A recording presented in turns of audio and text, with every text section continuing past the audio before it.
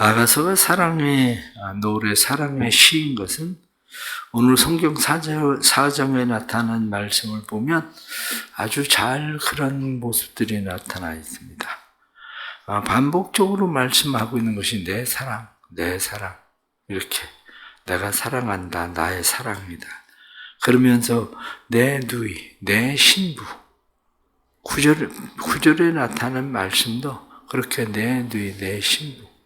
그렇게 말씀합니다. 그런데 그 사랑에 대해서 7절 말씀 보면 나의 사랑 넌 어여쁘고 아무 흠이 없구나. 흠이 없다.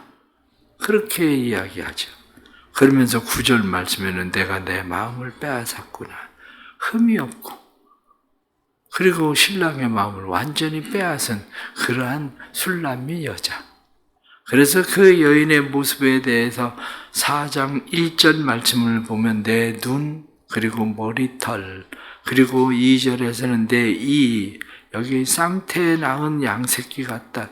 이가, 쌍이 있잖아, 이가. 그 지금 표현을 하고 있는 거예요. 이가 쪽쪽 다 쌍이 있는 것처럼, 쌍태에 낳은 새끼처럼, 그렇게 이가. 그래서 내 이에 대해서 3절에는 내 입술, 그리고 내 입, 그리고 4절에는 내 목, 그리고 5절에는 두 유방. 이렇게 온 신체적인 아름다움. 이런 신체적인 아름다움을 그저 얼마나 아름답게 표현을 하고 있는지 그런 표현을 하고 있습니다. 오늘 성경에 나타난 말씀들 속에 조금 이해가 필요한 그런 말씀이 있는데 그게 8절에 나타난 말씀 보면 내 신부야 너는 레바논에서부터 나와 함께하고 레바논에서부터 나와 함께 가자. 여기 아마나, 스닐, 헤르몬 이렇게 돼 있죠. 아마나 이렇게 돼 있는데 아마나는 끊임없이 흐름이라는 그런 뜻을 가지고 있습니다. 그래서 아마나는 헤르몬산이 하얀 산이거든요. 눈이 늘 덮여 있어서 그래서 그곳에서부터 끊임없이 흘러내리는 그러한 강 중에 하나 이렇게 생각하고 있는 것이 아마나 그렇게 되어 있습니다. 스닐 그러면 스닐은 흰산입니다. 흰산. 그래서 흰산이라고 하는 뜻을 가지고 있는데 스닐은 헤르몬산의 또 다른 하나의 이름이기도 합니다. 그래서 스닐 이렇게 이야기하면 아마 헤르몬산의 이 정상 그것을 이야기하는 그것이 될 것이다. 이렇게 보는 거죠. 그 다음에 나오는 헤르몬 이렇게 또 나오죠. 헤르몬 꼭대기에서 이렇게 그것을 꼭대기 헤르몬이라는 뜻은 원래 거룩한 산 이렇게 이야기하는 산이 헤르몬산 그렇게 나와 있는 말씀입니다. 그리고 또 다른 그러한 것을 보면 여기 성경 본문에 나타나는 이 말씀에 12절 말씀 보면 내 누이 내 신부는 잠근 동산이요 덮은 우물이요 봉한 샘이로다. 잠근, 덮인, 봉한 이렇게 표현되고 있죠. 이게 동산, 우물, 샘 다 같은 그런 표현인 거죠. 이 지금 그 말씀이 13절 말씀에도 다시 너는 동산의 샘이요 생수의 우물이요 이렇게 레바논에서부터 흐르는 시내로구나. 이것은 여인에 대한 성적인 것을 표현하고 있는 그러한 거죠. 신랑은 지금 잠근 동산 이렇게 표현하고 있는 그리고 덮인 우물, 봉한 샘 이것은 신랑 외에는 누구에게도 허용되지 않는 그러한 표현을 지금 이렇게 표현하고 있는 겁니다. 그래서 여기에서는 휴식이 있는 아름다움을 즐길 수 있는 그런 나만의 휴식의 공간 이렇게 이야기할 수 있는 성적인 그러한 이야기를 지금 이렇게 표현하고 있는 그런 말씀입니다. 그러면서 16절 말씀에 북풍아 일어나라 남풍아 오라 나의 동산에 불어서 향기를 날리라 이렇게 언제나 그곳에서는 향기가 그 여인에게서는 향기가 난다. 그런데 그 향기에 대해서 다시 11절에 나타난 말씀을 10절, 11절 말씀을 보면 내 사랑은 포도주보다 진하고 내 기름의 향기는 각양 향품보다 향기롭구나.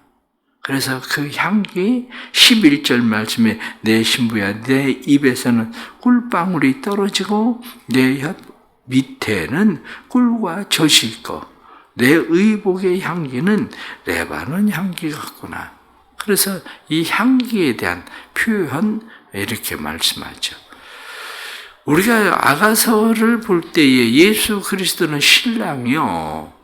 그리고 교회는 그리스도의 신부다. 이렇게 이야기할 때에 교회가 어떤 모습이어야 되는가 하는 것을 다시 생각할 수 있는 그런 말씀이 바로 오늘 본문에 우리가 잘 나타내고 있는 그런 말씀입니다. 교회라고 하는 것은 여기 성경에 나타나는 말씀 한마디로 이야기하면 7절 말씀처럼 나의 사랑 너는 어여쁘고 아무 흠이 없구나 이렇게 말하는 것처럼 그리스도의 교회는 흠 없는 교회. 그러니까 그리스도의 교회가 흠이 없다 이렇게 이야기할 때 구약을 생각을 해보면 이해를 쉽게 할 수 있습니다.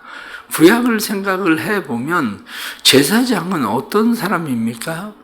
제사장을 뽑을 때 제사장은 흠이 없어야 되거든요. 그러니까 제사장의 기본적인 특징은 흠이 없어야 된다. 이게 제사장의 기본적인 특징이죠. 그럼 제물은 어떻습니까? 구약의 모든 제물을 드릴 때에 모든 제물도 다 흠이 없어야 돼요. 병든 거나 상한 거나 이런 것들은 제물로 드릴 수가 없습니다. 그러니까 흠 없는 이렇게 지금 오늘 성경에 나타난 말씀처럼 흠이 없구나. 이 흠이 없구나라고 말하는 것처럼 교회가 하나님 앞에 그리스도의 신부가 되었을 때 흠 없는 교회가 되려고 교회는 힘쓰고 애써야 되는 거죠. 교회가. 어떻게 하면 교회가 흠이 없어야 될까? 그런데 이 관점은 또 다릅니다. 관점이 다르다고 이야기하고 있는 것은 지금 솔로몬 왕이 술람미아라고 하는 여자를 지금 바라보고 그 여자의 아름다움을 이렇게 이야기합니다. 그런데 1장에 나타난 말씀처럼 이 술람미 여자는 계달의 장막 같다. 한마디로 거무틱틱한 천막 같은 여자. 그런데 거무스름하게 얼굴은 다 한마디로 양을 치고 그러면서 다 그냥 얼굴은 햇빛에 그을리고 이렇게 보이는 여자인데 계달의 장막 같은 여자인데 솔로몬이 볼 때는 지금 이렇게 아름답다는 거야. 마찬가지로 우리가 성막을 생각을 해 보십시오. 성막을 생각을 할 때에 성막을 짓고 맨 위에 덮는 덮개가 뭐냐면 해달의 가죽, 물개 가죽이거든요. 물개 색이 어떻습니까? 물개 색이 검잖아요. 그런데 물개 색으로 검은색 천으로 한마디로 가죽으로 그 성막은 덮여 있는 겁니다. 그런데 그 안은 들어가면 어떻습니까? 그 안에 들어가면 지성소가 있고 성소가 있고 그리고 금으로 만든 금 그릇들이 있고 그리고 등이 있고 떡상이 있고 이러한 것들처럼 세상 사람들이 때로는 교회를 볼 때에 교회가 계달의 장막같이 보일 수도 있어요. 세상 사람들이 교회를 볼 때에 교회라고 하는 것은 마치 물개 가죽으로 뒤덮여 있는 그러한 성막과 같이 보여질 수도 있습니다. 그러나 실제로 그 안에 들어가면 주님이 우리를 보실 때는 얼마나 아름답게 보시는지 내 이빨도 아름답고 눈도 아름답고 목도 아름답고 입술도 아름답고 내 모든 것이 다 아름다워서 흠이 없다. 이렇게 이야기하는 주님이 보실 때의 아름다운 교회, 주님이 보실 때의 흠 없는 교회, 이러한 교회 모습이 바로 오늘날 우리가 추구해야 될 교회 모습이다. 이렇게 오늘 성경이 우리에게 말씀하고 있는 거죠. 또 다른 하나는 9절에 나타나는 말씀 보면 내 누이, 내 신부야, 내가 내 마음을 빼앗았구나. 그렇게 되어 있습니다. 내 마음을 빼앗았다. 그런데 마음을 빼앗는다고 하는 것은 어떻습니까? 마음을 빼앗는 것은 때로는 완전해서 마음을 빼앗는 것만은 아니에요. 완전해서 마음을 빼앗는 것이 아닌 것은, 우리가 분명한 것은, 종종 여러분들은 어떤 생각을 하십니까? 누군가가 서로 어울리지 않을 것 같은 사람들이 결혼을 하는 모습을 보면, 와, 저 사람들 어떻게 결혼하지? 때로는 전에 간증하고 그러는 사람들 보면, 저희 교회도 손 없는 사람이 와서 간증을 한 적도 있는데, 아니, 손이 없는데, 아니, 신랑은 또 잘생긴 신랑이 있어. 아니, 어떻게 저 잘생긴 신랑이 팔도 없는 사람하고 결혼을 할까 싶은데, 왜 결혼하겠어요? 마음이 빼앗기니까 결혼을 하지.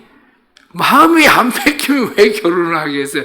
마음이 뺏기니까 그 사람과 결혼을 하고, 여기 성경에 나타난 말씀처럼 함께 가자. 레바논에서부터 나와 함께 하고, 레바논에서부터 나와 함께 가자. 8절에 나타난 말씀처럼 나와 함께 마음이 빼앗겨서 함께라고 하는 말씀을 하고 있는 것처럼, 교회가 때로는 모든 것을 완전해서 주님의 마음을 빼앗는 건 아니에요. 우린 자녀들에게 어떻습니까? 아픈 손가락이라고 얘기하는 손가락처럼 자녀들에 대해서 그런 자녀가 있잖아요. 그런데 마음은 누구에게 더 빼앗깁니까? 아픈 손가락 같은 자녀에게 마음은 더 빼앗기거든요. 그렇습니다. 우리가 주님에게 주님의 마음을 빼앗을 수 있는 사람, 주님의 마음을 빼앗는 것들은 많은 것들이 있지만 하나가 예배예요. 주님을 향한 정성스러운 예배. 또 하나는 간절한 기도예요. 우리의 정성스러운 예배가 주님의 마음을 빼앗고, 우리의 간절한 기도가 주님의 마음을 빼앗는 거죠. 그게 또 성경에 나타나는 오늘 말씀 12절에 나타나는 말씀처럼, 내 누이 내 신부는 잠근 동산이여 덮인 우물이여 봉한 샘이로구나, 이렇게 이야기하는 것처럼, 사도 바울은 그리스도인들에 대해서 뭐라고 이야기합니까? 그리스도인들은 그리스도의 향기고 그리스도의 편지다, 이렇게 말합니다. 왜 그리스도의 향기가 되고 그리스도의 편지가 된다고 이야기합니까? 사도 바울은 우리는 비밀을 가진 자라는 거예요. 비밀을 가진 자.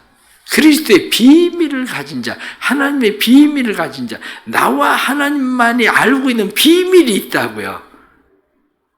마치 부부는 부부만이 알고 있는 비밀이 있는 것처럼, 오늘 성경 본문에 나타난 말씀처럼 교회는 그리스도와 나만이 알고 있는 비밀을 간직한 자들, 그래야 충성스럽게 끝까지 우리가 주님을 향한 믿음을 가지고 살 수 있게 되는 거죠.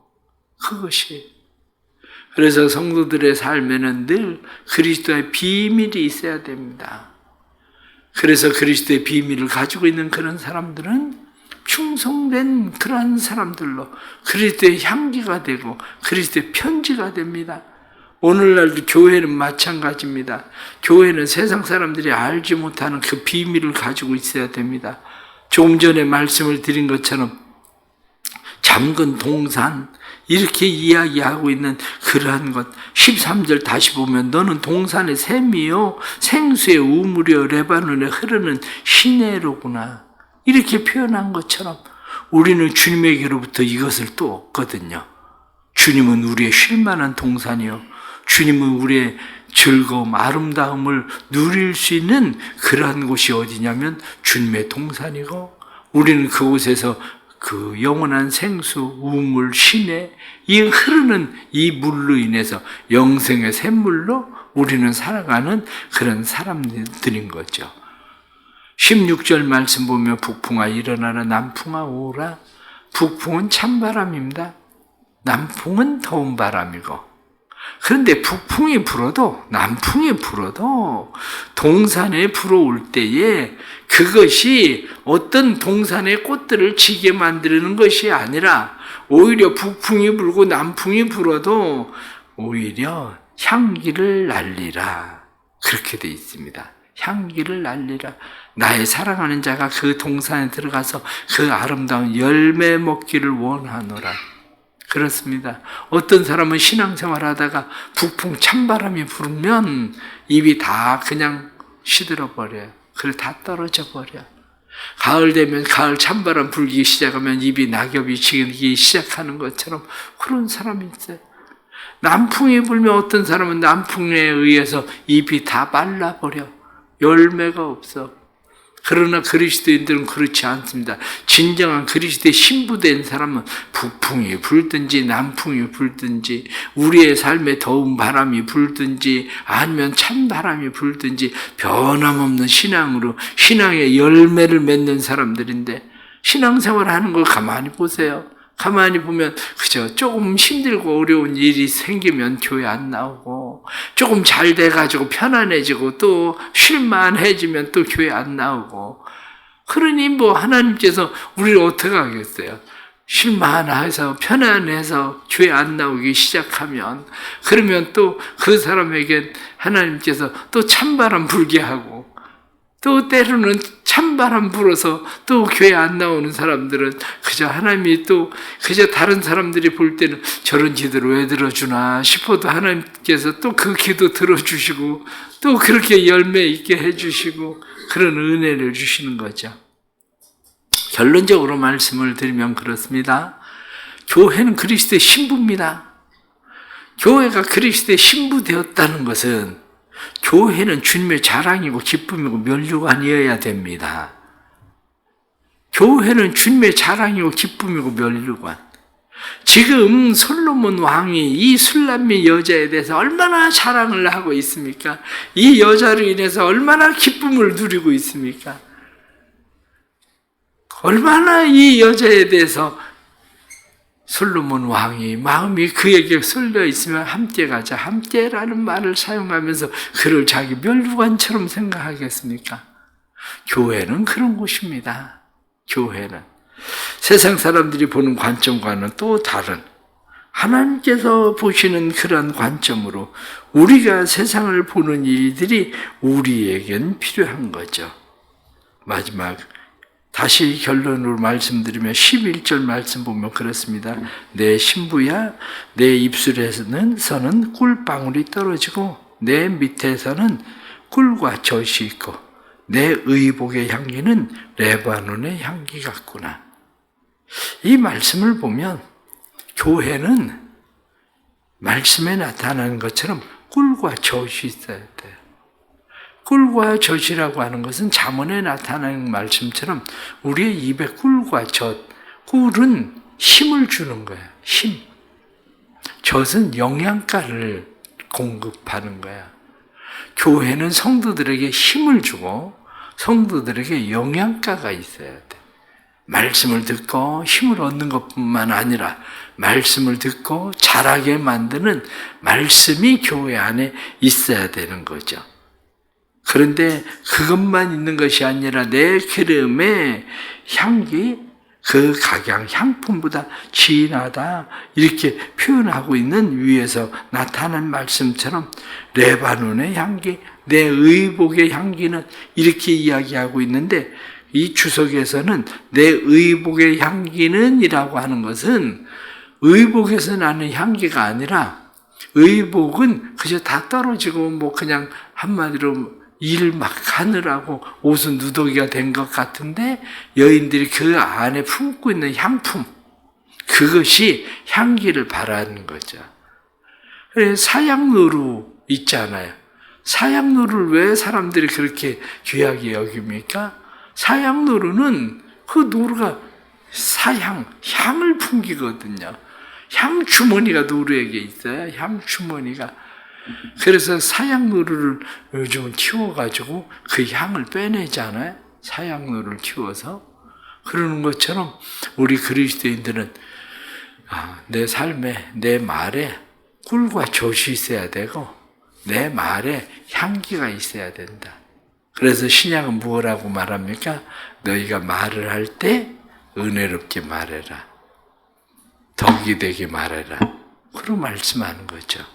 오늘 주시는 말씀 보면서 난 그리스도의 신부인데 내가 교회인데 나는 어떻게 처신을 해야 되나 다시 우리를 잘 살필 수 있는 그런 믿음들 되기를 바랍니다. 기도하겠습니다. 우리를 신부 삼아 주셔서 감사합니다. 주님께서 우리를 신부 삼아 주시니 그저 겉으로 보기에는 계달의 장막계에 불과한 그러한 거무틱틱하고 그슬려 천하게 보이는 모습인데 솔로몬은 그 이목구비 모든 것을 얼마나 아름답게 표현하는지 우리의 삶이 하나님 앞에 참으로 아름다운 자들 되게 해 주옵소서.